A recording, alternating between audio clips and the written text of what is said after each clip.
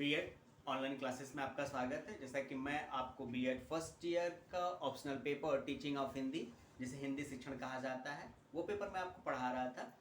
पिछली कक्षा में हम लोगों ने पढ़ा था राष्ट्रीय स्तर पर हिंदी शिक्षण के उद्देश्य। ध्यान दीजिएगा, पिछली कक्षा में हमने आपको बताया था राष्ट्रीय स्तर पर हिंदी शिक्षण का उद्देश्य। आज की कक्षा में हम लोग बात करेंगे अंतर्राष्ट्रीय स्तर पर हिंदी शिक्षण का क्या उद्देश्य है, क्या महत्व है, क्या विशेषता है, हिंदी शिक्षण को अंतर्राष्ट्रीय स्तर पे इतना पुरजोर तरीके से प्रेषित क्यों किया जा रहा है। तो आज हम लोग बात करेंगे अंतर्राष्ट्रीय स्तर पे। ध्यान दीजिएगा, आज हम लोग बात करेंगे अंतर्राष्ट्रीय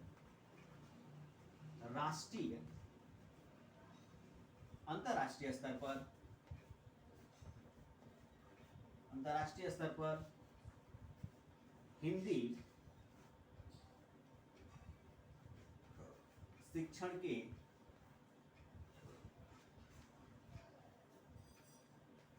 उद्देश्य।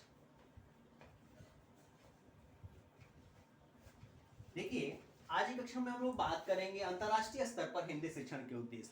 जिस प्रकार राष्ट्रीय स्तर पर किसी भी भाषा का एक अपना महत्व होता है, उसी प्रकार अंतर्राष्ट्रीय स्तर पर भी भाषा का अपना एक महत्व होता है। अंतर्राष्ट्रीय स्तर पर अगर हिंदी भाषा के महत्व की हम बात करें, उसकी चर्चा करें, तो हमें पता चलता है अंतर्राष्ट्रीय हिंदी शिक्षण विभाग जो बना है, जिसका काम होता है संपूर्ण विश्व में हिंदी भाषा के विकास हेतु योजनाएं चलाना, कार्य करना। उसके संदर्भ में कहा जाता है, जो ये व्यवस्था को विकसित करता है, और कहा जाता है अगर अंतर्राष्ट्रीय स्तर पर हिंदी शिक्षण के उद्देश्य की हम बात करें तो ये साबित होता है अंतर्राष्ट्रीय हिंदी शिक्षण विभाग का प्रमुख उद्देश्य जो है भारत, ध्यान दीजिएगा, भारत और विदेशों में हिंदी भाषा और साहित्य के शिक्षण, प्रशिक्षण, अध्ययन, अध्यापन के गुणात्मकता सुधार लाना, छात्रों के, संपूर्ण विश्व के छात्रों को हिंदी भाषा, हिंदी साहित्य एवं हिंदी शोध प्रविधियों के माध्यम से हिंदी भाषा की विशेषता से परिचित कराना, यह हमारा अंतर्राष्ट्रीय उद्देश्य है।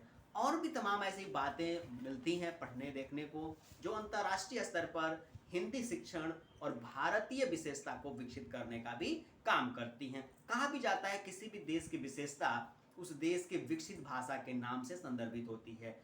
तो यदि हम भारत की बात करें, भारत का जो नाम है, विश्व विस्तार पे जो भारत की पहचान है, वो उसकी सभ्यता, उसके साहित्य, उसकी अपनी भाषा से है। और हमारी भारत की जो प्रमुख भाषा है वो हिंदी है। ध्यान दीजिएगा, हिंदी है, इसलिए हिंदी को अंतर्राष्ट्रीय स्तर पे सर्वसम्मति से स्वीकार कर लिया गया है। यदि हम हिंदी के उद्देश्यों की बात करें, ध्यान दीजिएगा, यदि हिंदी के अंतर्राष्ट्रीय स्तर पे उद्देश्यों की बात करें तो कुछ बातें निकल के सामने आती हैं। अंतर्राष्ट्रीय स्तर की हम बात कर रहे हैं।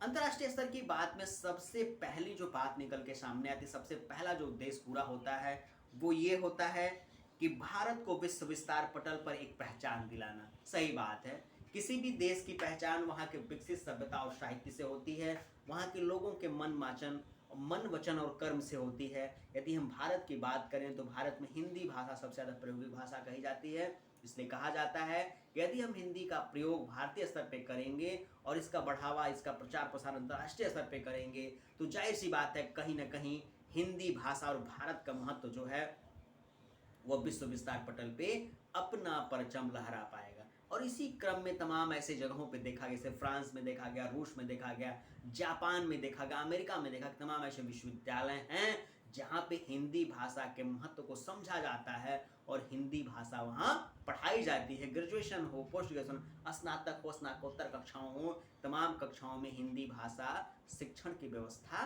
की गई है। इससे पता चलता है कि राष्ट्रीय स्तर के अलावा अंतर्राष्ट्रीय स्तर पे हिंदी भाषा का अपना एक महत्व सुनिश्चित होता है।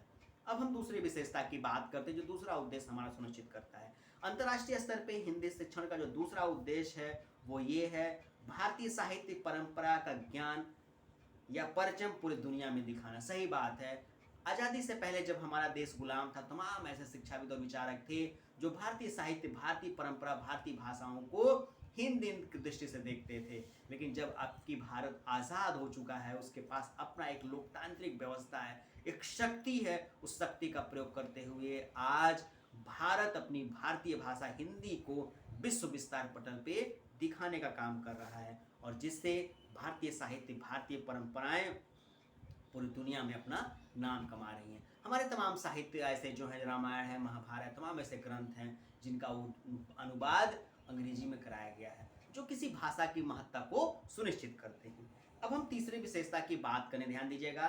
तीसरी विशेषता जो है वो ये है, भारत का नाम उसकी साहित्यिक पहचान पूरी दुनिया से कराना। सही बात है, यदि हिंदी भाषा को अंतर्राष्ट्रीय स्तर पे हम ले जाते हैं, उसको विकसित कराते हैं, तो जाहिर सी बात है कहीं ना कहीं भारत का जो विश्व गुरु बनने का सपना है वो सफल होता है। वैसे भी भारत विश्व गुरु की श्रेणी में खड़ा है अन्य देशों की अपेक्षा। हमारे यहाँ जो साहित्य है, जो परंपराएं हैं, जो सभ्यताएं हैं, वो विश्व की प्राचीनतम सभ्यताओं में सबसे बेहतर और महत्वपूर्ण मानी जाती हैं। इसलिए कहा जाता है कि भारतीय सभ्यताएं, भारतीय विकसित सभ्यताएं जो हैं वो हिंदी शिक्षण के तीसरे उद्देश्य को पूरा करती हैं अंतर्राष्ट्रीय स्तर पर। अब अंतर्राष्ट्रीय स्तर पर हिंदी शिक्षण का हम चौथे उद्देश्य की बात करेंगे। देखिए, अंतर्राष्ट्रीय स्तर पर हिंदी शिक्षण का जो 14वां उद्देश्य है वो ये है, भारतीय भाषाओं की विशेषताओं का लोहा पूरी दुनिया को मनवाना। सही बात है, जैसा कि मैंने अभी आपको बताया, हिंदी शिक्षण अंतर्राष्ट्रीय स्तर पे हम करते हैं तो तमाम देश के नागरिक लोग वो भारतीय भाषाओं को पढ़ते हैं। तमाम विश्व के लोग हैं जो भारतीय भाषाओं को पढ़ते हैं।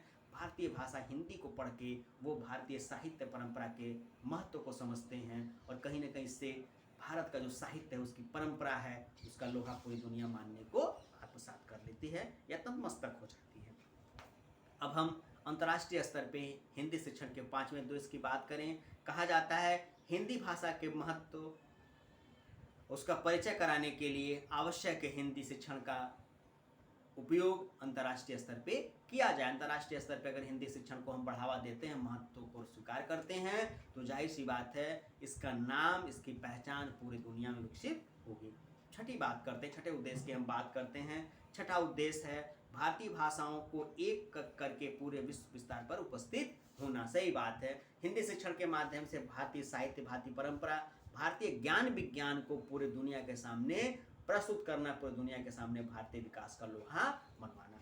अब 7वें उद्देश्य की हम बात करें तो 7वां उद्देश्य है हिंदी शिक्षण के द्वारा पूरी दुनिया को, हिंदी शिक्षण के द्वारा पूरी दुनिया में हिंदी भाषा के विकास, उसके महत्व, उसके साहित्यिक परंपराओं, उसकी अपनी विशेषताओं से लोगों को परिचित कराना। यही 8वें उद्देश्य की बात करें, 8वां उद्देश्य हमें बताता है कि किसी भी देश की विकसित अवस्था का ज्ञान उसकी वहाँ की साहित्यिक परंपरा से होता है, और हिंदी शिक्षण इसीलिए अंतर्राष्ट्रीय स्तर पे अपना एक महत्व सुनिश्चित करती है। वो बताती है कि हमारा साहित्य, हमारी परंपरा, हमारा जो सभ्यता है वो कितना प्राचीन और कितना विकसित रहा है। उदाहरण के तौर पे हम लोग दें चरक संहिता, जो कि संस्कृत में लिखा गया एक चरक संहिता है चरक ऋषि के द्वारा। लेकिन आज का जो आधुनिक विज्ञान है, या जो एलोपैथिक विज्ञान है, जो कह सकते हैं एलोपैथिक दवाएं हैं, जो औषधियां हैं, उनका पूरा का पूरा जो आधार क्रम है वो चरक संहिता का है। चरक संहिता जो संस्कृत की है, संस्कृत का है विकसित रूप आज हिंदी है। इसलिए कहा जा सकता है कि कहीं ना कहीं अंतर्राष्ट्रीय स्तर पे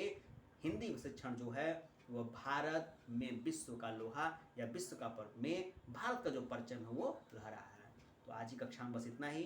अगली कक्षा में एक नए विषय बिंदु के साथ मैं आपके सामने पुनः उपस्थित होता हूँ। आज की कक्षा में बस इतना ही। धन्यवाद।